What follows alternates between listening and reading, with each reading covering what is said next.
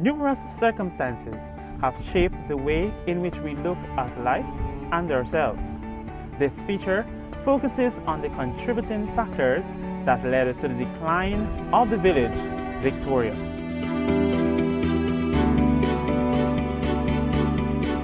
Meet Joseph Barlow, aka Joe.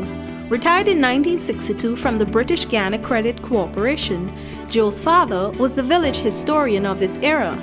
He happened to have been the only member of the family who took up what his grandfather did. His grandfather was an assistant registrar of births and deaths. A fantastic memory. He could tell you something the day, what was his son like, or anything you could ask him about. This man had a fantastic memory.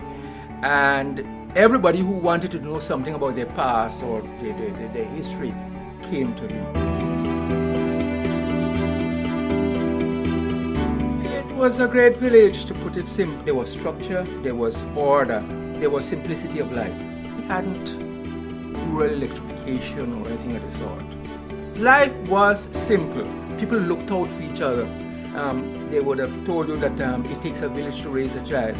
In this place, everybody was your father or everybody was your mother. You strayed away out of bounds, and let me assure you, the old people had cell phones, because by the time you reach home, there is news home of what you did. You know, how did they pass on this information is a mystery. I think it became a mecca because it was a new experiment. It was a new and bold experiment of free people getting together to create their own destiny. And by virtue of that, it attracted people from all over. Some remained as villagers. Some came to see this big experiment and to go back from whence they came to start something just like this. The neighboring estate to the east, Plantation Belfield, there was like a civic center where you had the police station, the post office, the race course, and a whole heap of things. Victoria, on the other hand, had its own infrastructure. It had its own hotel. The Degar family, Peter Degar, creator of Banks DIH, they had a hotel. So we had structures here. We had big buses here, 39-seater buses, built in the neighborhood that carried people and their provisions and their baskets and your bicycles and everything up top. These are not the Tata buses or the Brazilian buses. These were buses built here and lasted a long, long, long time. We had two. In William Arno's A History of Victoria Village, it is noted that Victoria suffered a minor economic setback during the 20th century for the following reasons. The sugar factory at Coven John was closed, the police station and post office were removed from Belfield, and the race course was abandoned, along with a change of proprietorship of Belfield. Furthermore, the village stopped hosting agricultural shows in 1957. No matter, Victorians persevered. The light at the end of the tunnel was the celebration of Ghana Day on March 6, 1958. Ghana Day, for the second time, you would see women with their head wraps in all sorts of what you name, some having dry plantain bush weaved and typical African garb and what have you. And literally everybody turned out. The whole village, it was like a festival. Many of them probably never even heard of Ghana. They would have heard about the Gold Coast, not realizing that the Gold Coast was Ghana before. But this African country, having independence, stirred something within them, and they came out and you would see the regalia that they had on and what have you. The second Ghana Day, the celebration moved encompassing Golden Grove, and so a lot of the people here marched down to Golden Grove. What is very notable about that second Ghana Day is that the sea broke away. All the lands going back to Numprel. Seawater took over all of that from that second Ghana Day. This newfound peace was shattered in the early 1960s when the political climate of the country had taken a dramatic swing, causing nationwide panic, especially in Victoria. In February 1962, there was widespread race riots. The majority of Indo-Guyanese fled the village in fear, leaving their properties, especially their farmlands, behind to be pillaged. Some say a freeness mentality took root in the minds of the youth. To date, this dark period is still taboo in our country.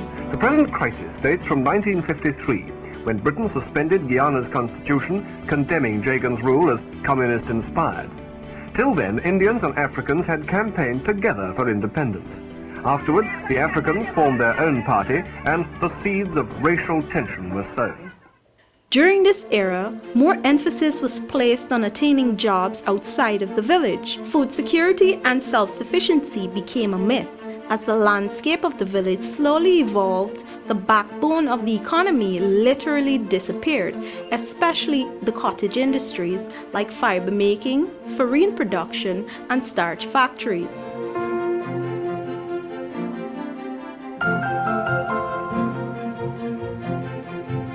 It has the elements of capitalism within it, but its objective is quite different. And this year has been declared by the United Nations to be the International Year of Cooperatives.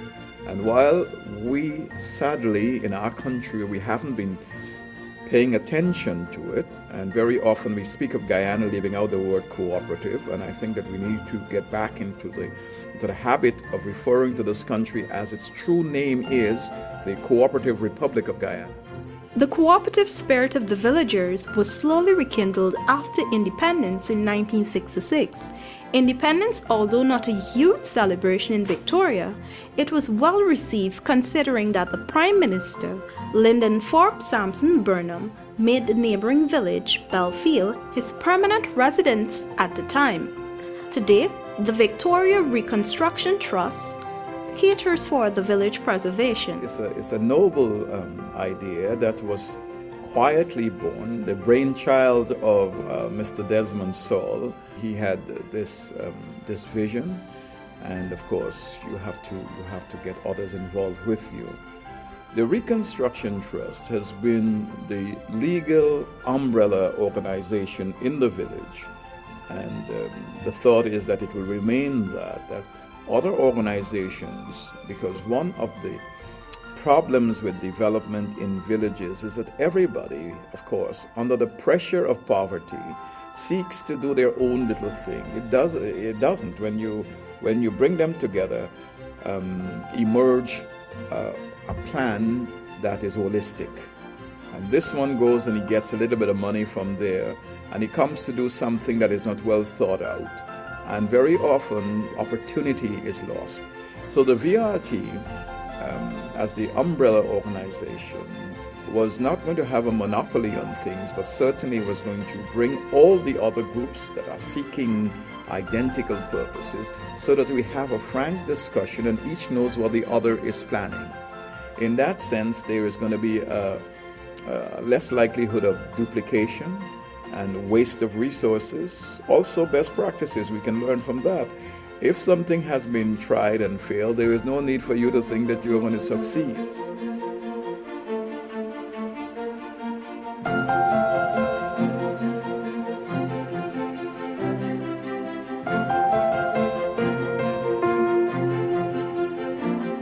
"2012 marks the United Nations International Year of the Cooperative under the theme Cooperative Enterprises Build a Better World. Find out more about the happenings in Victoria in our final episode, The Cooperative.